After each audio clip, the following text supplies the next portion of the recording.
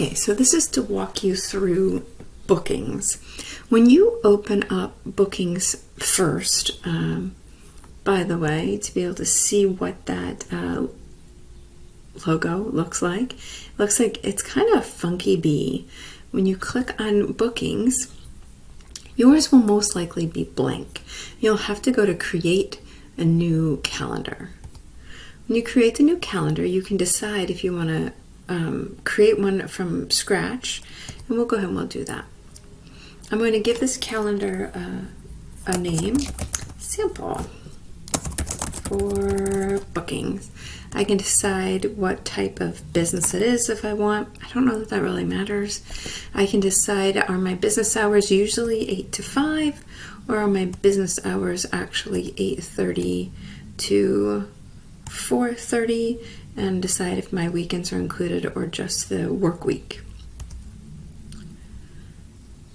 I can add people from my organization to it, but in this situation, I'm not going to worry about that. You have to decide if that's something you want to or need to do.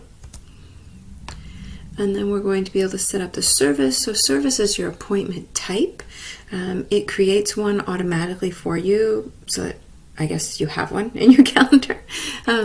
But it's based upon your office hours, and it's saying that basically if someone goes through bookings, they will automatically be able to set up a 30-minute session with you during those working hours. And all it's doing is telling you that they did it. However, you can edit that. So we're going to hit next.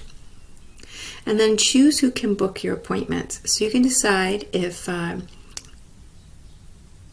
people can only use the bookings app, if people in your organization only can do this. The tricky part about that is if you're doing this for students, they may or may not be logged into their Delaware Tech. I mean, you could require it, but decide what your purpose is. Or the bottom one is anyone who sees your bookings page can book an appointment with you. So you have to decide, because then that means, I don't know, if some random person saw it, then they could book an appointment with you.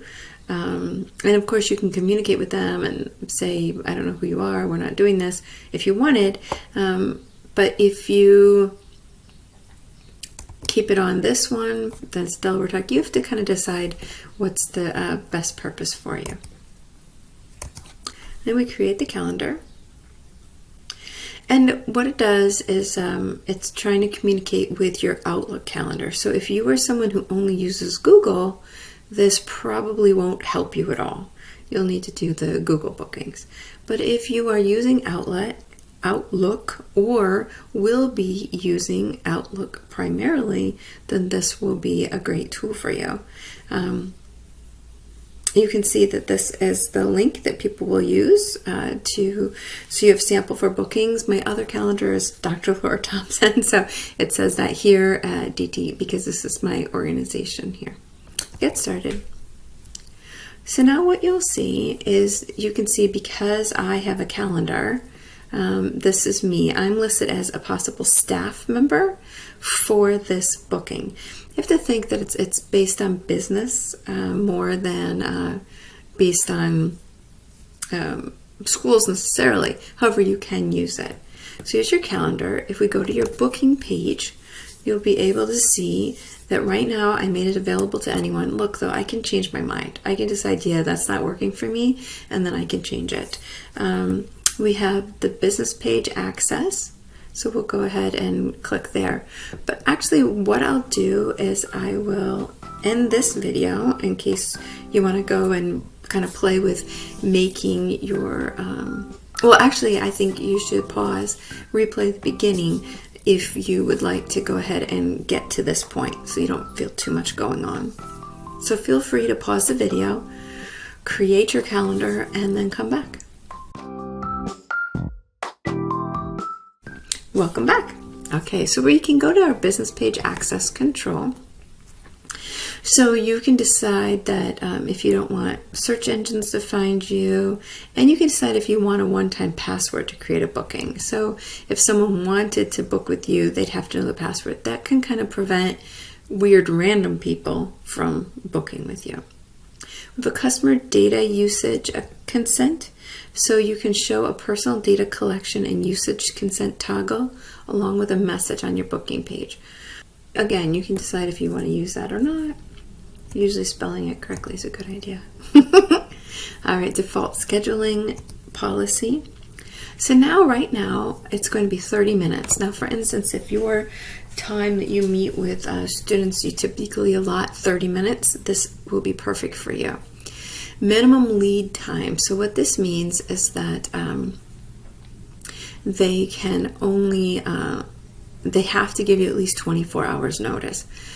This can be a useful setting so that a student doesn't book with you at 8 o'clock for a 9 o'clock appointment for a couple of reasons. One, you might not see the notification. Maybe you're busy and you're in meetings, and so you didn't realize when that booking came up, and then now you'll miss it. Or it could be if you need some time to prepare for the meeting. Maybe you need to have some documents on hand or some resources for the student. Then you can do that. Your department might have a policy of 24 hours, I usually like to put 24 to 48 hours in there, but your department, I've heard, might have a policy, so check to see. Now, maximum lead time, this is that they can book. The default is up to a year in advance. Well, I don't really want someone booking an appointment today for a year in advance. So I might go ahead and change that as well. You can, of course, use the arrow keys, but now I can type in here. And I could say I really don't want them to be able to make it more than 14 days in advance, a couple of weeks. Now, again, if your department has a policy, make sure you pay attention to that. These are email notifications that you can get that lets you know if a booking is made or a booking is changed. I just get emails in my Outlook account. You can send a meeting invite to the customer as well. Staff control, allow customers to choose specific person for the booking. This is if you have more than one staff. Remember I showed you I was available as staff, then there was that big blank column that said no staff. So if there were 3 of us who were serving in the same booking, then someone might be able to choose who they're going to meet with. And think about that for businesses, maybe if they have 3 consultants, something like that. In general, this service is booked when people are free. However, you can change that. You can decide that it's custom hours. Now, what happens here is if you have this, so for instance, let's pretend on Monday, I have student hours from 9 to 12. I don't have any on Tuesday. It's my clinical day or it's my lab day. I don't have any on Tuesday. But on Wednesday, to accommodate a variety of students, I have them from 1 to 4. And then on Thursday, again, we don't have any. And then on Friday, this one, I go back to the morning again. But this time it's only 9 to 11 because I have a standing meeting at 11:30, and so I need some time to make sure that I can get out of there. You can also set availability for a different date range. So this is what it would occur regularly for Wednesdays. But let's say that you really only want to set this. You have a month that's kind of weird, so you're setting this for a particular month or 2 weeks, or you want to set this because you have alternating weeks. So this week, the 13th, I have this. The 20th, I have different days. You can set that as well. Or like these would be available there. So now you can customize your page, which is a lot of fun. You can decide what colors they'll see. These are fairly close to Delaware Tech colors, but you can set a custom color if you know the numbers. You can get that from the branding page. That's the new, and the classic looks like this. It has 2 tones, and the new just has the 1 tone. And you can have a logo or picture that you want to display. That's usually going to be whatever your image is for Outlook. And then finally, you can set your region, your time zone and settings. So my language is going to be English for these meetings, and my time zone is Eastern time zone. And when you show the slots, it can always be shown in your business time zone. I haven't really played with that much. I don't know how it changes if I choose something different. So I'm going to recommend that you pause the video here in case you'd like to play around with these choices. And then when you come back, I'll show you a couple more things. Welcome back. Now we want to go to customers. There are no customers added. This is if you had particular people to add. I don't know that we would need this setting, but that's where this would be. Staff, again, this is if you want to add other people besides just you, if that is a purpose for you. And then services are where you can say, well, we have office hours, and actually I want to edit this. I don't want to call it office hours. I want to call it student hours.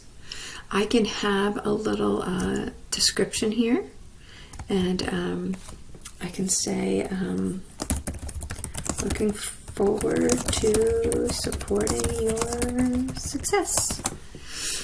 I can decide if the location, it can be an online meeting, which often happens with these, right? The duration is set at 30 minutes. I've set these up before when I had conversations with students about an assignment that maybe I set 45 minutes just in case we needed that much, but expected that it might be 30, but just in case we needed more time. So you can decide how you want to do that. If you're charging them to meet you, which you're not, you can provide buffer time. So if you say 30 minutes, but I know that I need some time to put the file away and get a new file out, or I know that I need some time to go use the restroom, something like that, then you can put a buffer time. So what happens is when they make their 30-minute session, no one else can make it back to back. There will be that buffer around that. Now I've seen different things that say that that's good and that's bad. So the good thing is that, again, you have that little bit of buffer so you can put the file away and get the next file out, or pull up the documents that you need, something like that.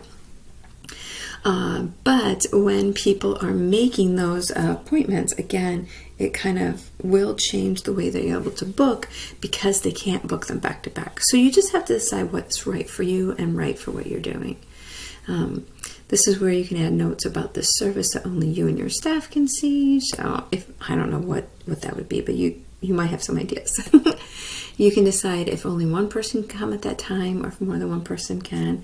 And you can decide if they get to manage their, if you set up the appointment, can the student change it? So, and since you're using this and letting them sign up for it, you might not need this, but I'm not sure. You have to decide again what's most appropriate for you.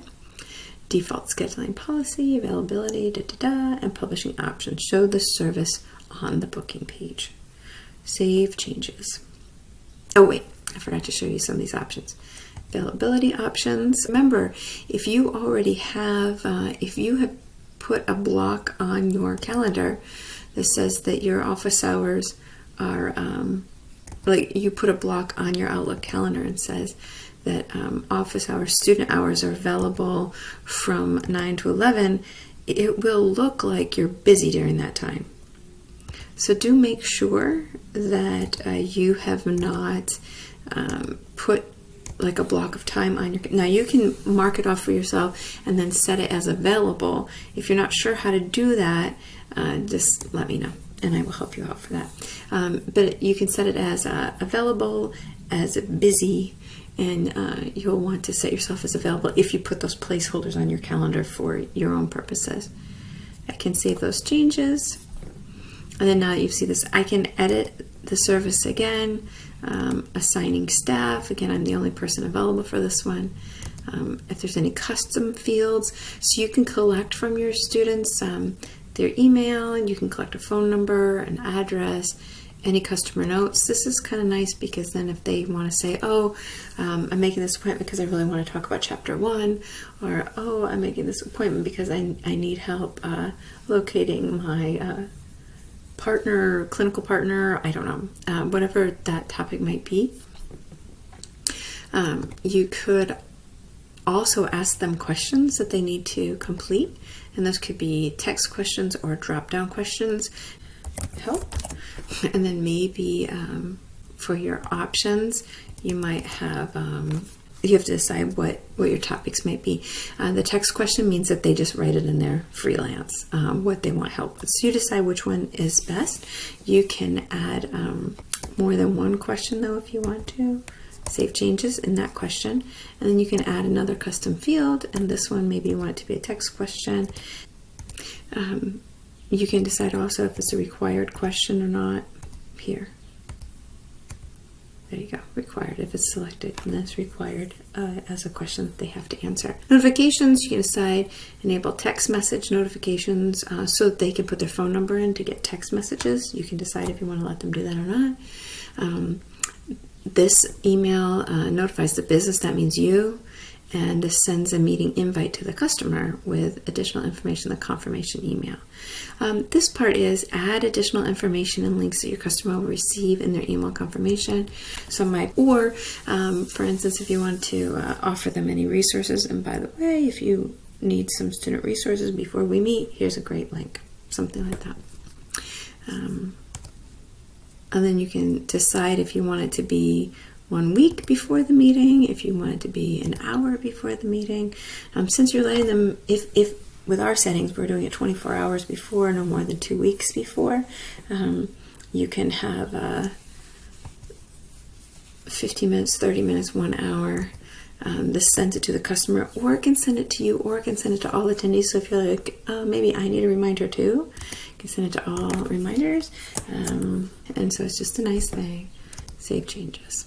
And so before I go to the next one, I'm going to recommend that you pause the video and play around for a little bit and see how being able to look at customer, staff, or services is useful for you, and then come back. Welcome back. All right, so let's look at business information. We have basic details.